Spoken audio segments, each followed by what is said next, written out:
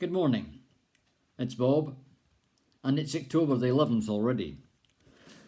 The evenings are drawing in and there's a nip in the air. In one of my daydreaming moments, I began to think why people are called what they are. What's in a name? I thought it would be interesting to find out what the names of my own family members mean. I've probably at some point researched this before, but I've forgotten most of it, so here goes. My wife's name, Esther, means star in Old Persian, also suggesting its derivation from Ishtar, the Babylonian goddess of love. Esther has been one of the most popular feminine given names in the United States for a long time, especially in Jewish families. In the Bible, Esther was a Jewish queen and heroine of the book of Esther. Valerie, my sister, is derived directly from the French Valérie. Valerie was a masculine given name in parts of Europe, particularly in France and Russia, as well as a common surname in French-speaking countries. Both feminine and masculine forms have derivatives in many European languages and are especially common in Russia. St. Valerie is a common element in French place names. Our dad was captured at Saint Valery-en-Caux in June 1940, and that is why my sister was given this name. Pauline, my younger sister's name, was originally the French form of Paulina, the little, hence the younger, also an adjective referring to St. Paul the Apostle, or a follower of his doctrines. My name, Bob, Robert, meaning bright or brilliant fame. The origin of the name lies in English, and before that Germanic languages, popular over centuries, and in different spellings all over the world, and was the name of several kings of France and Scotland. Our daughter's name, Jacqueline, one who supplants. The origin of the name lies in French, but originates in Hebrew, feminine form of Jacques, derived from Jacob. Used in 17th century and in the US popularised by Jacqueline Onassis, wife of President John F. Kennedy. Our son Peter, meaning rock, popular over the centuries and in different spellings all over the world, including one of the 12 disciples, numerous members of European royalty, and it functions as a surname as well. Our younger son, Christopher, the Old Greek name from Christos, leader.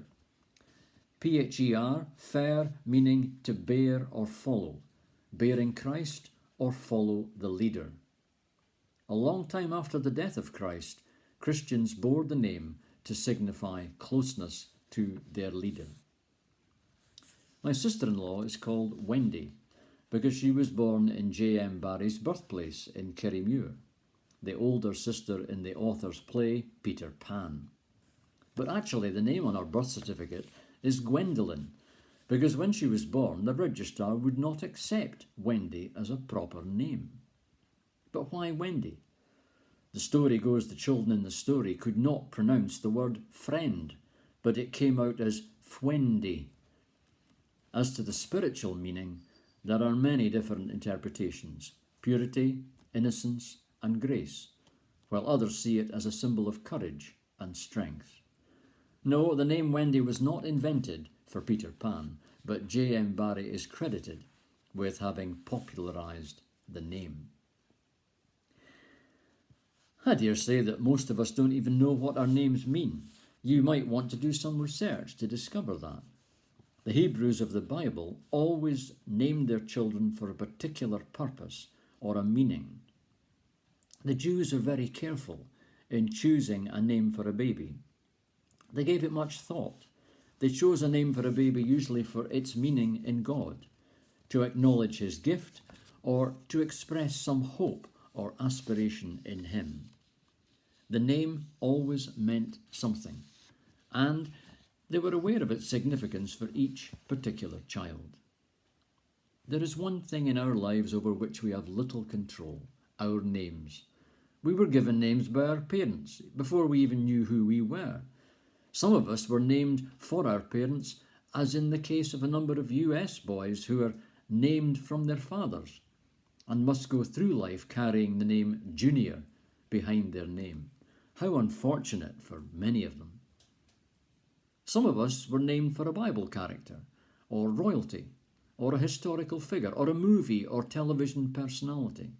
Elizabeth, Charles, Anne, Edward. Do you ever wonder what your name means? Do you recognise that the names you have were not just given to you by your parents, but God also had a part in your name being what it is? Every name is important. We all have names that identify us for our family, and our aim is to live up to the family name. People use names to identify each other, and in olden times, a person's name summed up his whole person. God gave names to certain people, like Jesus, John, Abram, Abraham, Jacob, Israel, Saul to Paul, Simon to Peter, to identify people in order to define them for their purpose and mission in life. Do you think God had a hand in your name being what it is? The name Jesus means God rescues or saves. The Lord is salvation, Emmanuel, God with us. The second name we associate with Jesus is Christ. It is important to know that this was not the surname of Jesus. Jesus did not have a surname like we do, but rather he was recognized as Jesus, the son of Joseph of Nazareth, the carpenter. This is how he was identified. The name Christ as a title, a position. It means anointed one, or in the Hebrew, Messiah. When Jesus gave us his name, Christian, he also gave us the responsibility of being identified with his name. When we call ourselves Christians, we're being identified as followers of Jesus, a people that do what he teaches, a people that do what he did, a people that believe as he believed. And it's possible that we may not be living up to that name. Is Jesus asking you today, what have you done with my name? Blessings to you, and have a good week.